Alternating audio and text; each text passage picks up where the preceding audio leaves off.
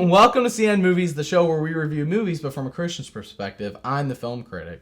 And I'm the film watcher. Wait, I'm not the film critic, I'm the filmmaker. Yeah. Oh man, I screwed that up before. Oh well. I'm the filmmaker. Alright, today we're reviewing Harry Potter and the Sorcerer's Stone. Blasphemy amongst many Christians, but not so much anymore. Probably went more when it first came out. Yeah. Yeah. Your parents wouldn't let you watch it, right? Right. My parents wouldn't let me watch it either. But now we're adults, so screw our parents. Such rebels. We love them. Yeah, we're rebels. We're rebels with the cause of watching Harry Potter. So she had seen this movie probably like 1,000,000 times. No, probably literally like 3 or 4 times. Oh, wait. But she's seen the movie and read the book. Yes. But I had never even read the book. This is the first time I've even seen the movie. Blimey, Harry, didn't you ever wonder where your mum and dad learned it all? Learned what? You're a wizard, Harry. Let's get into the story. Oh, this is like a shortened version because it's the double DVD. It came with Chamber, which we'll get into later when we get that review. In Harry Potter and the Sorcerer's Stone, Harry finds out he is an orphan son of 2 wizards and embarks on an amazing journey. During his first year at Hogwarts, School of Witchcraft and Wizardry, Harry learns he is destined for great things and discovers a dark wizard is determined to destroy him. That's like the really abbreviated version of that story. Yeah. Yeah, but that's probably about as much that happens in this movie. Not much happens in this movie, honestly. This is definitely the setup for everything that's coming. Okay, but we're just judging the movie based off this movie. We can't judge this movie based off of where it is in the series. If we do a review of the series, we can do that. Okay. But Sorcerer's Stone alone, not much happens in like 2.5 hours of movie. It's kind of just like Harry was an orphan, and then he was living with his terrible step-parents. Or not step-parents. Yeah, step-parents. His aunt and uncle. His aunt and uncle, who were like the bee's knees of the devil. I don't know. The devil's bee's knees? Whatever. Anyways. Yeah, so he's living with them. It sucks. Hagrid comes along and pulls his butt out of there, brings him to Hogwarts. He meets up with Ron Weasley and Emma Watson. Hermione. Whatever, Emma Watson. And they just kind of chill for half the movie. And then it's like, oh, wait, something's happening. And then that thing happens, and you see Voldemort's face in the back of some dude's head, and that's about the entire movie. Well, it introduces you to magic, it introduces you to the characters, introduces you to important places and things like Quidditch and all of the professors. The thing is, it does a lot of introducing and not a Yes. lot of actual... It's just one large setup for what I'm sure is better movies to come from what I've heard through the grapevine. But Sorcerer's Stone by itself is just, ugh. Could you have started at Chamber of Secrets? Let's say you're a new fan. Could you start at Chamber of Secrets and be okay? No. No, you have to watch Sorcerer's Stone. I feel like I could have started at Chamber. I think everything that was in Sorcerer's, I kind of... Like, you could have just told me that Voldemort's face was on the back of that one dude's head at the end of the movie, which is not a plot. You don't need to. Yeah, it's not that.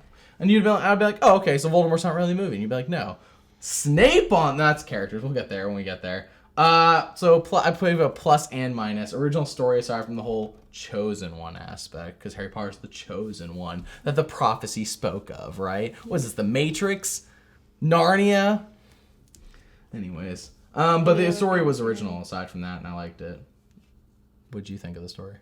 I love the story. Of course you do, you nerd. Yes. I think that she did a great job of creating a world again. Who? You never mentioned who wrote it. Who wrote it? You wrote it. No, I didn't. Tell them who wrote these books. Rowling. Who? J.K. Rowling. There you go.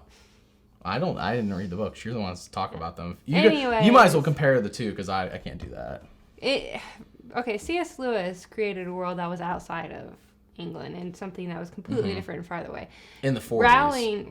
Rowling created a world that is like coexistent with England. Like it's a completely new world, but at the same time, it fits perfectly inside of England. And I don't know. I thought it was brilliant. I thought it was very well done. That's actually true. Isn't everybody in this movie got a British accent?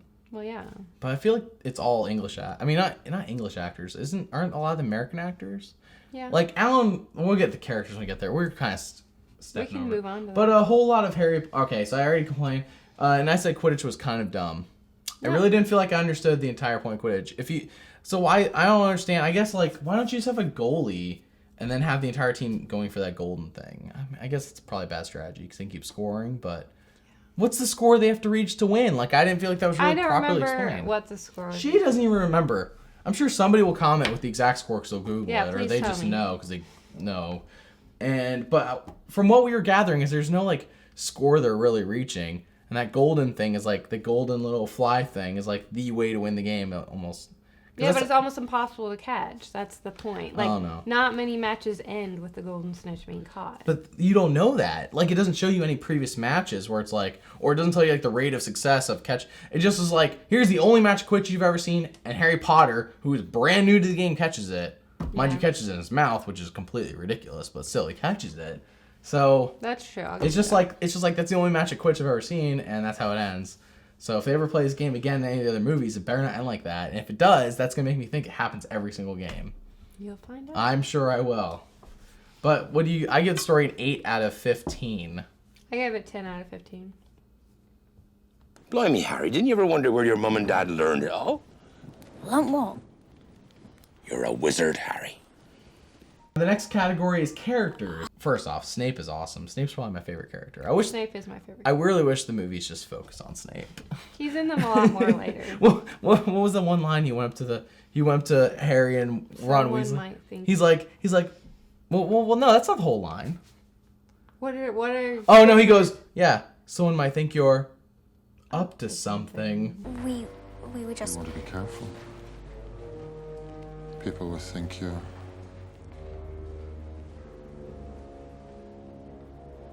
up to something. That was the best line of the movie. I'm like, oh my gosh, this dude is committed to being weird. Snape is the best. Played by Alan Rickman. God rest his soul. He's dead. He's also in Galaxy Quest, which is another good movie. Snape is definitely awesome. Hagrid's fun, but he's kind of dumb fun. Yeah. Yeah. He's lovable. He's lovable, but I don't know. I kind of feel like he's forced on you to be a lovable character. Like, I don't feel like it's gonna... I don't know. I know it is natural, but... I don't know. I just kind of get this feeling like... I guess I've seen it so many times. It's just not new to me. You've seen Harry Potter? No, I've seen a lovable, dumb character so many times. Okay. That's not news to me. Gotcha. Snape is so awesome. I said Harry Potter and Ron Weasley are just okay. In this movie, I'm sure they get better. But in this movie, they're just okay. Harry Potter played by Daniel Radcliffe, who I've seen in other movies before this movie. And in all those movies, he's just okay, too. He's never, like, anything amazing. He might be a better actor than I know, but... And Ron... Yeah, I've never seen Ron... Well, they're kids. I've never seen Ron Weasley in anything else. No, he's never done anything. Besides Harry Pretty Potter. sure he drives an ice cream truck now. Really? Yeah, I saw that somewhere. It's probably a joke, but... That sounds like a joke. I know Emma Watson's name is Hermione, but Hermione. Hermione is annoying. Hermione is annoying in this movie. She's a know-it-all, but even when they become friends with her, she's still annoying, and I'm sure she gets better in the other movies. But in Sorcerer's Stone alone, she's their source of knowledge. She's their source of annoyingness. She's the source of knowledge. Harry's the source of power. Thank goodness none of them have hormones, so they weren't like, oh, I'm attracted to her yet. They're 11, yeah. Well, yeah, it's still a few movies away. And what happened to Susan? Why can't we get a series of movies on her? So I guess we should probably explain who Susan is. Yeah, because no one knows. Well, for good reason. She's the best character in the movie, but they overshadow her with all this nonsense of the chosen one. So Susan, if you remember the scene, and I'll show it here. Okay. What was it when they were putting the hat? When they put the hat on the wizards' heads, which they do to all the main characters, and then they do it to Susan. Susan's just some random character. Susan Bones. Hufflepuff! They have to throw random characters in. Oh, I know, but I'm saying that's the scene. They put the hat and it tells you what fraternity they're going to. What house? Whatever, what fraternity they're going to. And Susan goes to a fraternity, and I'm like, why don't we have a series of movies based on her? She goes to Hufflepuff. I want to see the Hufflepuff fraternity. I want to see what's going on over Hufflepuff. What's Hufflepuff up to? I want like a side story of what Hufflepuff's up to while Harry is fighting Voldemort. Like, what is Susan doing in Chamber? What is she doing in Prisoner? I want a series of movies on Susan, and I feel like the actress was kind of shafted. She should have been the main attraction. It should have been Susan Potter and the Sorcerer's Stone. Nailed it. Well, you write that series. I'm not going to write that series, but Susan and Snape, they should, when Susan gets of age, her and Snape should have got married. Should have had some little Susan and Snape kids. And just had a whole Susan and Snape, just like a little sitcom, like, you know. We're gonna do it. Give us any chance, we'll take it. Read us any rule, we'll break it. We're gonna make our dreams come true. Doing it our way. They could even have like a cheesy song and everything. Snape's like and Susan's like, you know, like she's happy and he's like it'd been great. It'd been great buddy So comedy. weird. It'd been a good sitcom. But anyways, I gave the characters. characters an 8 out of 10. Okay. Well, I gave them a 9 out of 10. Of course you did, you fanboy. Because I love all of them. Blimey, Harry, didn't you ever wonder where your mum and dad learned it all? Learn what? You're a wizard, Harry. The next category is music. For music, there wasn't like. It's all like. I guess after all these Disney movies that we were reviewing Yeah. and movies with songs and then where people sing, it's kind of hard. It's a little bit harder, I guess, being so used to that. But the orchestral background music adds to the scenes it is in. However, the music wasn't. I don't remember any of it. Well, I do just because it's iconic. When you hear it, you think Harry Potter. Like. But I don't remember any of it. So I don't have anything against any of the music in this movie. It's just I don't remember any of it. Yeah. Now that it's been, less than a week since I've seen the movie. It hasn't been that long. And I just remember that it added to the scenes it was in. That's it. So I give the music an 8 out of 10. That's what I gave it. Oh. And you had a higher opinion of it. I should be harsher. Blimey, Harry, didn't you ever wonder where your mum and dad learned it all? Learn what? You're a wizard, Harry. Last category is Christian Nutritional Value. I'm sure you have more to say about this than I do, so let me get my 2 things out of the way. Okay. Kindness shown by the lady professor was a plus. She was kind to Harry Potter. Who was kind. That's the only thing I saw that was positive in this movie. And the negative was the entire witchcraft and wizardry in the entire movie. It was just so, I don't know. And side note, that has nothing to do with any of the categories. Some of the CGI is noticeably bad. And it's noticeably, it's one thing to have bad CGI and then you cover it up by editing correctly. They edited this movie incorrectly to cover up the CGI. So you notice how bad it is. And I'm sure it was bad even in 2001. But yeah, that's just a side note. But yes, Witchcraft and Wizardry was a negative. Go ahead and praise this movie for the G-O-D, little G that it is. This one doesn't have a lot of Christian nutrition in it. Oh, really? But it has more than I think you think it is. You get so distracted by the whole magic and witchcraft. I was over that after the beginning of the movie. I was really looking at it. It's the only thing I saw. Okay. That was like blatantly Christian nutritional. Just because somebody does something? No. Okay. Okay, so first of all, okay, the whole theme of the movie is like courage and standing up for what's right. No. Listen, the little boy that always forgot stuff. What's his name? I don't know. You forgot his name. That's how memorable it is. But we remember Susan, don't we? He stood up to Harry Potter and Ron, and because he didn't want Gryffindor to get any points away, and Hermione turned him into a stone. She petrified him.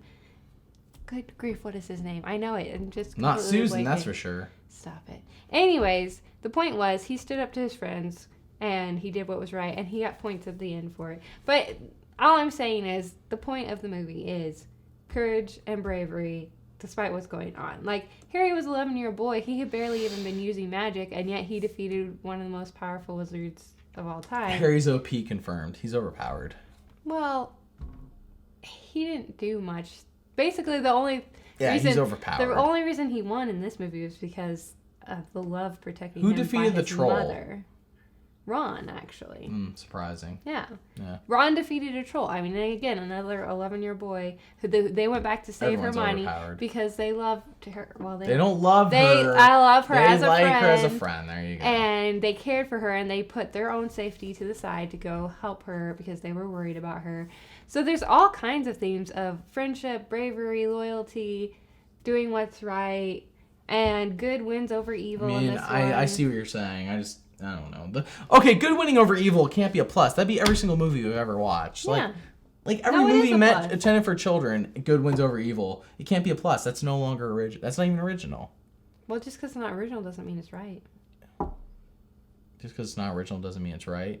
It's not right. Just because it's original doesn't mean I agree with your first wrong. My point is that you can't use the good wins over evil. That happens in every single kids movie ever, even in the darker ones, which we'll review later. But my final score for Christian Nutritional Value is a 6 out of 15. I gave it an 8 out of 15. All of that praise, and you only give it an 8 out of 15. Well, I'm just saying that there was more than what you thought was in there. Apparently only 2 points more. Oh, man. Well, some of the later ones have better. We're not. We're only reviewing Sorcerer. You can't review other movies. Okay. Blimey, Harry, didn't you ever wonder where your mom and dad learned it all? Won't walk. You're a wizard, Harry. The final score for Sorcerer's Stone, we combined gave it a 65 out of 100, which surprisingly, the fanboy only gave it a 35 over here out of 50. Well, that's because it is the first movie in the series. And I thought it was a weak movie just in general, but I give it a 30 out of 50 because it does have elements that are good. Yeah. It's just as a whole, like the movie should have been like half an hour shorter. The movie should not have been 2.5 hours. My gosh, not everything in the book needs to be in the movie. Like the entire, I don't know, they could have cut down most of the time where they're just like BSing and hanging out and just like chilling. It's all set up. It's all set up. I don't care. I don't care. And we're talking about just Sorcerer's Stone. You can't review Sorcerer's Stone and be like, well, it's set up for Chamber and Prisoner and Goblet of Fire. I'm just saying, those elements are used. Like, there's so many things that Yes, are used. but in the again. movie that they're used is the movie that should be setting it up. Okay. If it's an element that's not going to get used for 2 movies, that's the movie that should be used. That should be setting up the element. That's my point. Movies are not made to just be that's the the- book. that's- It's not the book, the movie. Okay. It's supposed to be the Okay. movie based on the book. Okay. But that's why I think this is almost brilliant, because there are things in Sorcerer's Stone that may not even get mentioned again until Deathly Hallows, but it's important. It's important. It's like pivotal to the plot. It's I don't know. Did they get briefly mentioned? Whatever it was. That's fine if they get briefly mentioned. I'm talking about the half of the movie where they're just chilling. Okay. That's what my complaint was. I don't care if they briefly Oh, mention things. I did take away points for mild language. I didn't. It was mild Oh, language. forgot to mention I that. forgot to Christian. mention that. Yeah. What mild language? They cuss. The kids cuss. What mild language? Like what Well, words? you don't remember. You don't have to say them, but like the D word or something. They The F say word. GD. No. Oh, they say GD. They say bloody heck a lot. Well, bloody hell. I mean, in I British know. accents, almost like okay. I know. But yes, Like, all that's right. why it is in there. Because So yes, our final score is 65 out of 100. Stay tuned as next time we review Zootopia, the movie that just came out. Well, yeah, it came out this year, so it's pretty recent. All right, subscribe and, bye!